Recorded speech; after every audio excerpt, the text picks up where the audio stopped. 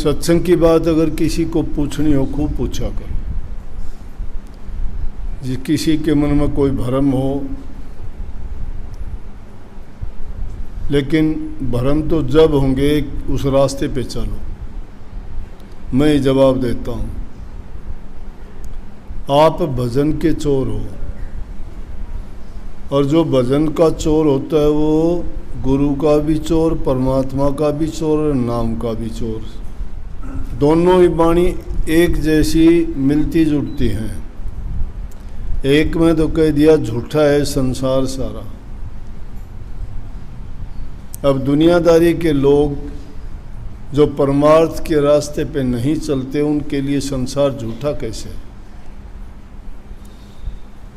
वो पूछ भी सकते हैं कहाँ से आपको झूठ नज़र आता है, लेकिन इसको झूठा बताने का जो कारण है वो एक अलग बात है।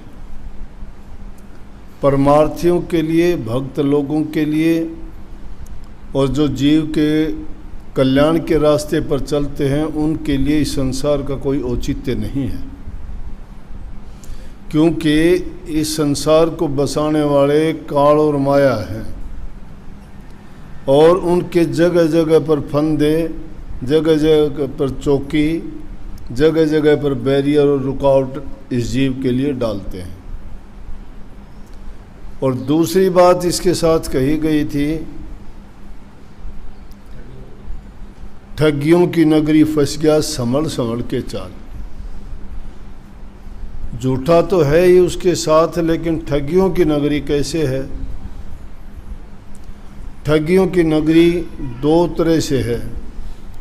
बाहर की तरफ से तो जानना चाहोगे तो जो हमारे साथ लगे हैं वो सभी ठग हैं। क्यों है ठग?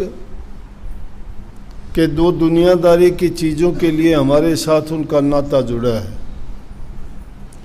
और उस नाते में भी उनका स्वार्थ है।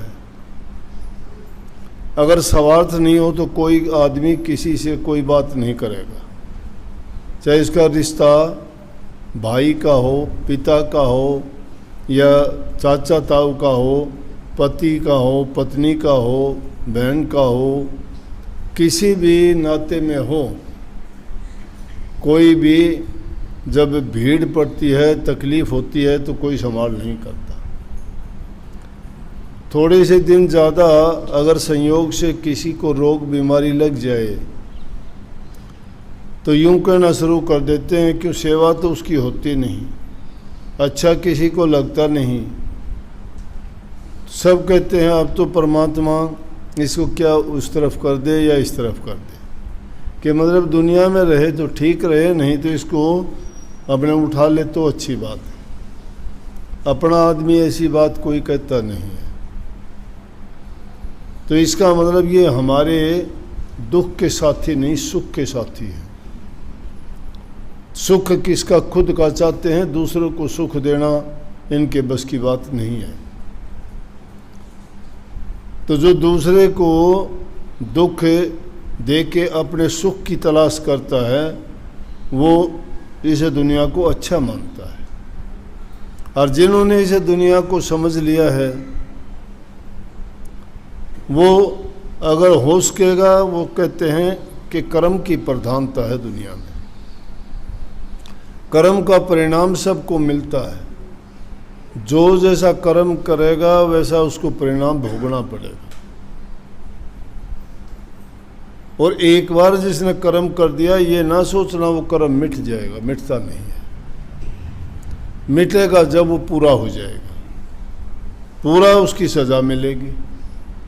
आप अब सवाल पूछ सकते हो तो फिर नाम भक्ति करने की ज़रूरत क्या है? नाम भक्ति करने की ज़रूरत यह है, एक तो आगे से तुम उससे बच जाओगे। इस बाणी में कही थी ने, बीती ने क्यों रोवे और रही खई ने अब क्यों खोवे।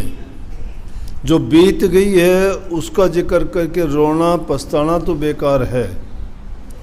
और अब तो क्योंकि उस रोने धोने में यो समय भी बर्बाद कर दोगे तो हाथ कुछ नहीं आएगा।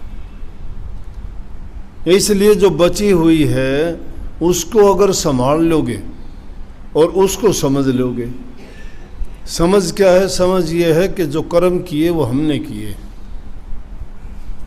परिणाम भी हमें ही मिलेगा।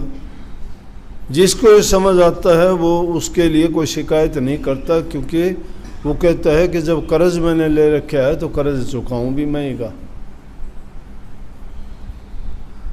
उससे उसको पीड़ा नहीं होती। पीड़ा आदमी को जब होती है जो उस बात को समझता नहीं है।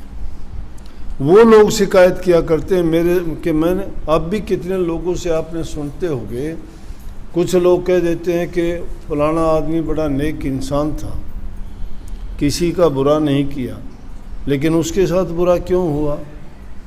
अब उसका बुरा क्यों हुआ ये नई बात नहीं है, क्या पता उसने किस जन्म में क्या किया होगा।